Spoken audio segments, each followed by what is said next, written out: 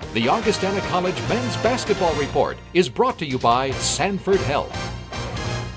Joining me now is Augustana men's basketball coach, Tom Billiter. Well, Tom, since we talked the last time, 3 games, 3 wins. Started out here at the Elman Center with a Division II battle against Montana Billings, and the Vikings came out on top. Yeah, you know, we had talked about it before on the last show. We 11 new players, two Division I transfers who between them started 52 games last year, one at Hawaii, the other at Cal State Northridge. Very good point guard who was actually an NAIA transfer from a championship team. So a lot of new faces for them, a lot of talent, very athletic team, but still trying to find their way a little bit and get used to each other. And I think the trip kind of took it out of them. Their coach was not complimentary of the distance involved with the travel that you go from Billings. And we had to do the same thing last year, and you know, we barely beat them there last year. We beat them on a last-second shot. So I didn't think they played particularly well, and we got up early on them and kind of kept a 20 to 30-point lead the whole game, and kind of an uneventful game, to tell you the truth. It was nice to get everybody some minutes. Yeah, well, another great win against a Division II, which is important. Then it was the Hoops Fest, the NSIC Hoops Fest last weekend at the arena. The Augie men like playing at that arena. They seem to win pretty consistently out there, but it started out first on Saturday night, game against Concordia. Nice win. You know, it's a funny game because coming into the game, Cunningham and Heineman are 2 very highly rated players in our league, and they have a Division I transfer in the post from Northern Iowa. They've got, you know, Matt Hackle, who's a 3-year player, part-time star. I mean, they got a lot of pieces back and a lot of good players, and we just got them on a good night, I guess, because they were just not really in sync at all, and we ended up getting that second group in there about the 10-minute mark of the first half, and those young freshmen, the young guns come in and they're not shy, and we're throwing them in right and left and got ourselves a pretty nice lead and got her up to about 20.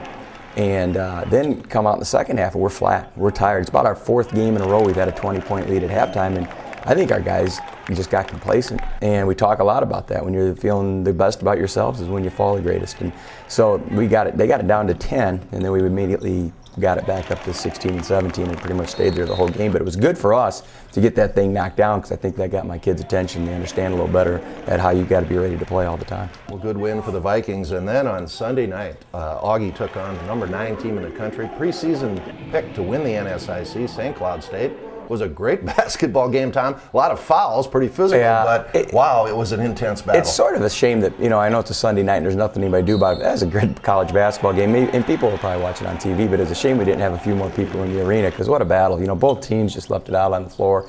Having both played, you know, the night before, and you know, you pick those things, and I picked them too because they have all their starters back from a team that won the conference championship last year, and I know they're highly rated in the worst I've seen them is 11th in the country out of 3 different polls.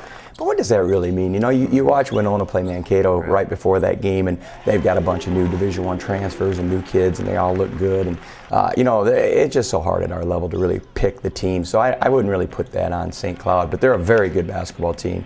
As good a big man as, you know, Travis Nelson for Mankato and Schneck for them are 2 of the best big men. And of course, you know, Witz, everybody talks about him. He had 21 in the second half. So very talented team. And I thought we played hard. We defended them well. Schneck got 16 in the first half and only got 5. And we really didn't make any major adjustments. It was just Derek DeZale had gotten in foul trouble in the first half, and then he was able to guard him in the second.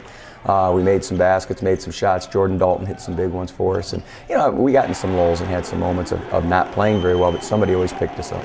Yeah, another super win. Well, Tom, you're 5-0 right now.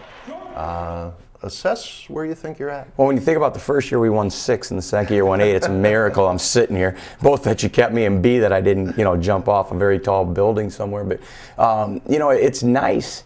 It's nice to get yourself some regional wins. That's the best thing, because I never even realized how important, all those years, really even at North Dakota, I just didn't realize how important those wins are when it gets down. You know, that loss to Shadron last year to open the year killed us. That was just a thorn in our backside the whole year, because you just lost so many regional points on that game. So to get 3, because Montana State Billings counts as a regional, to get those 3 wins really puts us in a nice spot. And the rankings don't come out till the end of December, but when they do, if we continue to build momentum and continue to play well, that'll really help us. Yeah, okay. Well, this weekend, Friday night, which would have been last night, University of Marion here.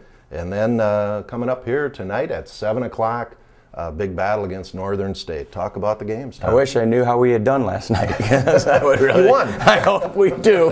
You know, they're scary. A, we don't play well against them, and you know that. Last year they gave us all we could handle. B, they're playing their tails off. New coach, lots of energy. Randall's really got those kids playing hard. He runs a number of sets. He does a lot of different things. He changes things, which, you know, we're okay with, in the sense that we just do the same thing no matter what anybody throws at us, and we're okay with that. But still, he's got his kids believing, and they had a nice win last weekend at our place. So that'll be a challenging game. And then, you know, we had some bad luck, really. Mary wins, which really gets their confidence going. Northern State loses. So I can just imagine what those guys went through this past week and how Coach Meyer will make adjustments. And, you know, Northern played very well against Mankato for 30 minutes. So they're very capable. They have a very good team, very good shooter in Mitch Beck. They're good. Big kids inside, are young but talented, and a well-coached team, you know, without saying. So we have our hands full, and you know, hopefully we'll just play hard. Hopefully we'll play hard and do things as well as we possibly can do them, and let the chips fall. Well, Tom, you're off to a great start, so good luck this weekend. Thanks, Bill.